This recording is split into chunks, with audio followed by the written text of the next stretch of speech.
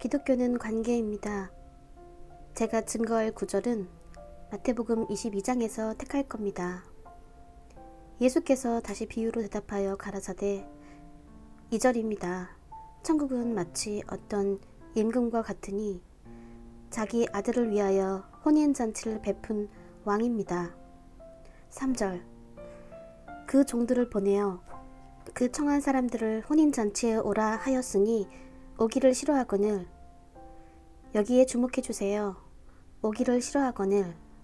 4절 다시 다른 종들을 보내며 가로되 청한 사람들에게 이르기를 내가 오찬을 준비하되 모든 것을 갖추었으니. 우리의 증거 구절을 지금 볼게요.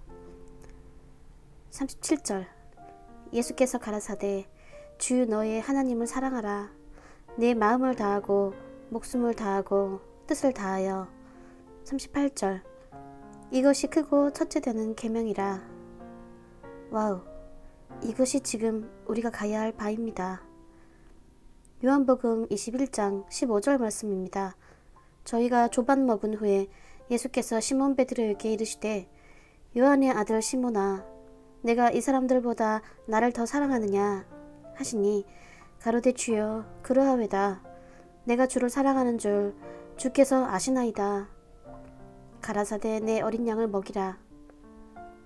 제목으로 돌아가 봅시다. 기독교는 관계입니다.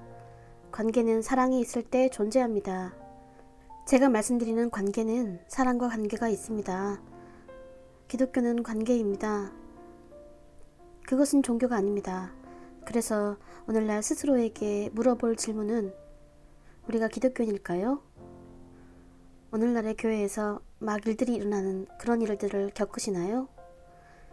이 교회, 저 교회가 그들 스스로 서로 비난하고 서로 박해하고 안에서 분열하고 속으로 분열하고 밖에서도 분열이 생깁니다. 우리는 기독교인일까요? 종교인일까요? 그들은 어떤 일이 발생하면 그 상황에 따라 행동합니다. 우리는 종교인이 아닙니다. 우리가 종교인이라면 사방에 분열이 생깁니다. 종교인들이 붙들고 있는 원칙 때문에 분열을 유발하게 됩니다. 우리는 감각으로 인도함 받지 않습니다. 그들은 감각대로 인도됩니다. 하지만 오늘날 세상에 벌어지는 일들에 따라 이끌려 살아간다는 것, 지금 무슨 일이 일어나는지 말해보세요. 우리가 전 세계에서 보고 있는 일에 대해서도요. 이것은 이것에 대항하고 저것은 저것에 대항합니다. 이것은 기독교가 아닙니다. 예수님은 교제를 회복시키러 오셨습니다. 그리고 인간과 하나님 사이의 관계를. 예수님은 누구와 누구 사이의 관계를 회복시키러 오셨다고요? 하나님과 인간 사이. 그 말에 주의하세요. 교제. 관계가 있는 곳에 교제가 있습니다. 관계가 있는 곳에 사랑이 있습니다. 어떤 것도 하나님을 향한 깊은 사랑만큼 우리를 계속 나가게 할 수 없습니다. 어떤 것도 우리를 이끌지 못합니다. 고난이든 주머니에 돈이 없을 때든 질병, 고난이 있을 때든 우리가 고난을 헤쳐나갈 때 그 어떤 것도 하나님께 대한 신실한 헌신만큼 우리를 이끌어주지 못합니다. 목회는 이런 것, 사람들과의 관계로 시작하지 않습니다. 그것은 하나님과의 관계로 시작합니다. 그리고 그 관계가 사람들에게로 넘쳐 흐릅니다. 당신이 사람들과 관계가 있을 때 당신은 그 관계가 어디서 흘러나오는지 알아야 합니다. 하나님이 처음이고 그 다음이 인간입니다. 요한복음 21장 15절에서 1절부터 끝까지 천천히 읽어보세요. 하지만 저는 15절을 읽겠습니다. 저희가 조반을 먹은 후에 예수께서 시몬 베드로에게 이르시되 내가 이 사람들보다 나를 더 사랑하느냐? 가로되 주여 그러하외다. 내가 주를 사랑하는 줄 주께서 아시나이다. 가라사대 내 어린 양을 먹이라. 보세요. 이것은 참 놀랍습니다. 주 예수님이 베드로에게 이렇게 묻지 않으셨습니다. 너는 사람들을 사랑하느냐? 사람들을 사랑하는 것은 목회에서 중요한 것입니다. 그러나 하나님을 사랑하는 것이 더 중요합니다. 예수님은 베드로에게 그가 은사를 받은 설교자인지 묻지 않으셨습니다. 블라블라블라 예수님, 네, 예수님의 이름으로 아멘. 예수님은 베드로에게 그가 은사를 받은 설교자인지 달란트를 받은 지도자인지 묻지 않으셨습니다. 그분은 베드로에게 세미나 훈련이나 그가 다닌 신학대학을 묻지 않으셨습니다. 그러한 것들이 중요합니다만 그것은 본질이 아닙니다. 옆 사람에게 말하세요. 그러한 것들이 중요하지만 그것들은 본질이 아닙니다. 옆 사람에게 한 번 더 말하세요. 그것들은 본질이 아닙니다. 문제는 매우 간단합니다. 유창한 설교, 재능 있는 설교자, 달란트 받은 지도자, 그것들도 매우 중요합니다만 그것은 문제가 아닙니다. 문제는 매우 간단합니다. 지속적인 목회를 위한 기본적인 자질은 예수님의 질문에 답이 있습니다. 너는 나를 사랑하느냐? 즉, 너는 나와 관계가 있느냐? 왜냐하면 사랑이 없이는 관계가 존재할 수 없으니까요. 창세기부터 요한계시록까지 인용하면서 그것을 암기하고 방대한 지식을 쌓는 것은 매우 중요합니다. 하지만 그것이 본질이 아닙니다. 문제는 매우 단순합니다. 지속적인 목회를 위한 기본적인 자질은 예수님의 질문에 답이 있습니다. 즉, 너는 나와 관계가 있느냐? 그것이 예수님이 여러분께 묻는 질문입니다. 오늘날의 교회는 인간의 타고난 재능에 맡겨져 왔습니다. 말하는 능력, 다정함, 영감을 불어넣어주는 능력 등이 교회를 맡아왔습니다. 그런 것들이 사탄을 하나님의 교회에서 북치고 장구치게 해줍니다. 인간의 타고난 재능, 능력, 달란트와 교육으로 일단 말을 잘할 수 있으면 성경을 열어 하나님의 말씀을 설교하기 시작합니다. 하나님의 일을 위해 인간의 타고난 재능을 사용하는 것은 위험한 일입니다.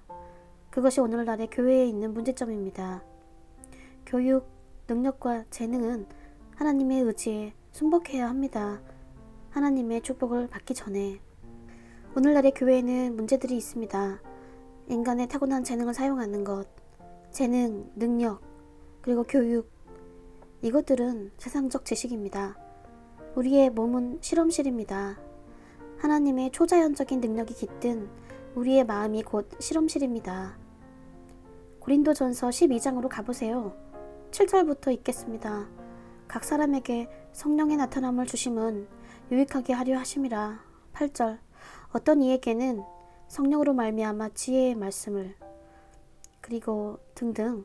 제가 여기에서 말하려고 하는 것은 성령의 초자연적인 선물은 믿는 자에게, 목회자에게, 서로에게 주어집니다. 이것들은 인간의 타고난 재능과 구별되는 것들입니다. 제가 예를 하나 들어볼게요. 만일 제가 인간의 타고난 재능으로 설교하고 싶다면 그것을 하게 되는 것은 바로 나의 인간 본연입니다. 저는 가르치겠지만 나의 인간적 성질이 그 일을 맡게 될 것입니다. 그것은 소통하는 힘이 하늘에서 내려올 때와 다른 것입니다. 그것은 제가 성령의 통제하에 있을 때와 다른 성질의 것입니다. 요한복음 14장 26절을 보겠습니다. 보혜사, 곧 아버지께서 내 이름으로 보내실 성령, 그가 너희에게 모든 것을 가르치시고. 보이십니까? 제가 읽고 있는 이 가르친다는 말. 그가 너희에게 모든 것을 가르치시고 그가 너희에게 말한 모든 것을 생각나게 하시리라. 지금 이 경우에 어떤 사람은 인간이 가진 타고난 재능에 의해 가르칠 능력을 가지고 있습니다. 여기에서 성령은 그의 의지대로 가르치십니다. 성령은 가르치고 기도하고 금식하고 증언하고 증명합니다. 그의 의지대로 하지만 인간도 가르칠 능력이 있습니다. 인간도 금식할 능력이 있습니다. 인간은 기도할 능력이 있습니다. 인간은 나가서 증명할 능력이 있습니다. 좋아요. 저는 하나님의 말씀을 설교하기 위해 이곳에 있습니다. 네, 예수님은 우리 주님이십니다. 저는 지금 여러분에게 말하고 있어요. 여러분은 예수님을 받아들이셔야 합니다. 그는 증명하고 있는 자예요. 예수님이 그를 보내지도 않았는데 그는 소통하는 능력 없이 이것을 하고 있습니다. 그는 천국의 도움 없이 이것을 하고 있습니다. 그가 그 일을 하는 것을 좋아합니다. 당신이 좋아하는 일을 하고 싶을 때 당신은 응답받아야 합니다. 동의. 좋아, 이건 내 것이다. 그래서 지금 교회가 직면하고 있는 문제들은 하나님의 목회가 인간의 지식으로 축소될 수 없다는 것을 그들이 모른다는 데 있습니다. 기독교에서 중요한 점은 우리가 하는 일이 아니라 우리가 유지하는 그 관계입니다. 그리고 그 관계에 의해 만들어지는 분위기입니다. 그 관계에 의해 만들어지는 그 분위기, 그렇습니다. 여러분은 열정이 있습니다. 혹은 목회자가 되고 싶어 합니다. 여러분은 하나님을 위해 일하고 싶어 합니다. 성경을 공부하기 위해 신학교에 갈 만한 충분한 여유가 없습니다. 여러분이 성경을 공부할 때 그것을 공부하지만 우리가 말하고 있는 그 관계는 어떤가요? 당신은 이 관계를 만들어야 합니다. 우리가 하나님을 이해하는 일은 우리가 하나님과 맺은 관계의 반영일 뿐입니다. 옆 사람에게 말하세요. 우리가 하나님을 위해 하는 일은 오직 우리가 하나님과 맺은 관계의 반영일 뿐이다. 우리가 엄청난 일들을 할 수 있기 원한다면 우리는 엄청난 관계를 맺을 필요가 있습니다. 옆 사람에게 말하세요. 당신이 엄청난 일들을 할 수 있기 원한다면 당신은 엄청난 관계를 맺을 필요가 있습니다. 사자굴 속에서의 다니엘 같이 다니엘은 굉장한 관계를 맺었습니다. 그것이 그런 일이 일어날 수 있게 한 겁니다. 만약 당신이 강력한 사역을 하시기 원한다면 당신의 관계가 강력해야 합니다. 누구랑요? 하나님이랑요. 요한복음 21장에서 그 구절로 가보면 저는 베드로에 대해 얘기하는 겁니다. 목회는 사람들에 대한 사랑으로 시작하지 않습니다. 그것은 하나님에 대한 사랑으로 시작합니다. 그리고 그 사랑이 사람들에게 넘쳐 흐르는 겁니다. 그래서 이 메시지는 이것을 말하기 위함입니다. 여러분의 삶이 똑바로 있어야 합니다. 똑바로요. 함께 다시 읽어봅시다. 예수님이 여기서 말씀하신 것은 아주 분명합니다. 저는 그 말씀을 좋아합니다. 그가 말씀하신 것을 들어보세요. 저희가 조반을 먹은 후에, 즉 여러분도 거기에 있었습니다. 저도 거기에 있었어요. 이 조반 모임에서요. 모든 기독교인들이 그곳에 있었습니다. 그 12은 사실상 오늘날 우리 모두를 구성하고 있습니다.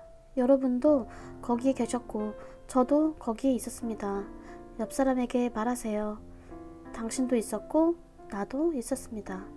이 경우에 당신의 이름을 거기 넣어보세요. 우리가 예수님과 같이 앉아서 먹고 있었어요. 우리 모두 거기에 있었습니다. 저희가 조반 먹을 때 예수께서 시몬 베드로에게 이르시되 그는 우리 중 하나예요. 우리 중 하나입니다. 시몬 베드로.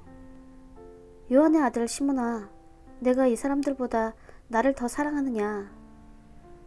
가로되 주여 그러하외다. 내가 주를 사랑하는 줄 주께서 아시나이다. 가라사대 내 어린 양을 먹이라 하시고. 다음 사실을 잊지 마세요. 목회는 사람들에 대한 사랑으로 시작하지 않습니다. 그것은 하나님에 대한 사랑으로 시작하고 그 사랑은 사람들에게 넘쳐 흐릅니다. 여러분이 나를 사랑한다고 바란다면 여러분은 먼저 하나님을 사랑하셔야 합니다. 만약 여러분이 하나님을 사랑하지 않으면서 저를 사랑하신다면 그 사랑은 어디서 흘러나오는 것일까요? 기독교에 대해 핵심은 우리가 하는 일이 아니라 우리가 유지하는 그 관계입니다. 그리고 그 관계가 만들어낸 분위기. 어떤 것도 하나님을 향한 깊은 사랑만큼 당신을 계속 나가게 하는 건 없습니다. 모든 것이 혼란스러워 보이고 사방에 어려움이 있는 것처럼 보일 때 당신을 계속 나아가게 만드는 것은 바로 그리스도에 대한 당신의 사랑입니다. 무엇이 그리스도의 사랑에서 나를 떼어낼 수 있을까? 누구 대답해 보세요. 질병이 저를 떼어낼 수 있을까요? 질병입니까? 우울증입니까? 아니면 고난입니까? 무엇이 그리스도의 사랑에서 당신을 떼어낼 수 있습니까? 아무것도 없습니다. 아무것도 없습니다. 여러분, 일어나서 이 말을 외쳐봅시다. 아무것도 없습니다. 라고 말해보세요. 아무것도 없습니다. 아무것도. 하나님을 향한 당신의 깊은 사랑만큼 당신을 계속 나가게 하는 건 없습니다. 좋습니다. 당신의 주머니에 돈이 없을 때도 당신을 계속 나가게 만드는 것은 바로 하나님을 향한 당신의 사랑입니다. 무엇이 그리스도의 사랑에서 우리를 떼어낼 수 있습니까? 아무것도 없습니다. 질병, 고통, 가난, 무엇이 당신을 떼어낼 수 있습니까? 아무것도요. 여러분, 앉으셔도 좋습니다. 감사합니다, 주님. 옆 사람에게 말하세요. 기독교는 관계입니다. 안 들립니다. 기독교는 관계입니다. 감사합니다, 예수님. 일어나세요. 지금 여러분의 입술을 여세요. 그리고 말하세요. 예수님은 죽음에서 살아나셨습니다. 내가 새로운 생명을 받게 하기 위해서 지금 예수님의 이름으로 새로운 생명을 받으세요. 기도하십시오. 예수 그리스도의 이름으로 기도합니다. 예수 그리스도는 죽음에서 살아나셨다. 내가 새로운 생명을 받게 하기 위해서 예수 그리스도의 이름으로, 예수 그리스도의 보혈로 나는 오늘 새로운 생명을 받습니다. 새로운 생명을 받으세요. 예수 그리스도의 이름으로, 예수 그리스도의 보혈로 나는 새로운 생명을 받습니다. 완전히 새로운 생명을 예수 그리스도의 강력하신 이름으로